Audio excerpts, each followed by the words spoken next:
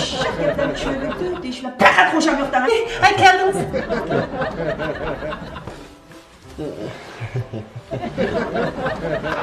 Sen nima ish bo'lsa chiroyli deyishlar. Voy be xotin kishining ishini aralashmagan shu'g'andiki. Gaplarni tushunib deyishlar. Faqat qo'sham yo'q da. Opamga necha pul tayyorladingiz? Alloh xotin. Bak kızınızga bir çay koyuyorlar çay. Voy men sizning qizingiz emas. Qani, choy ichib, tamarkin iching. Voy men bek choy ichgan ekanmidim. Sen nima ish bo'lsa chiroyli deyishlar. Voy be xotin kishining ishini aralashmagan shu'g'andiki. Opam menga dedilarmi? Ha? Sizlar tarafda mas'ul bo'lmasa, biz tarafda mas'ul yo'q.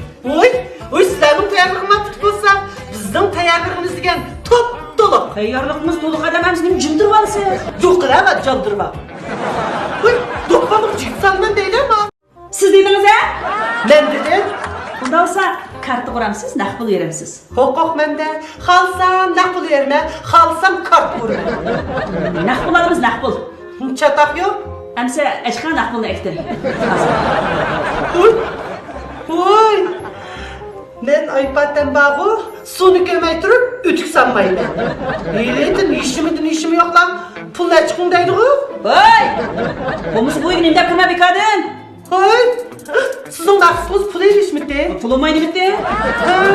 Bundaqda men bag'u sizda hurmatini saqlamagan istiyoq qilsalik uchun 50 ming emas, 50 pulni bermayman. Bermaysiz shundami? Bermayman.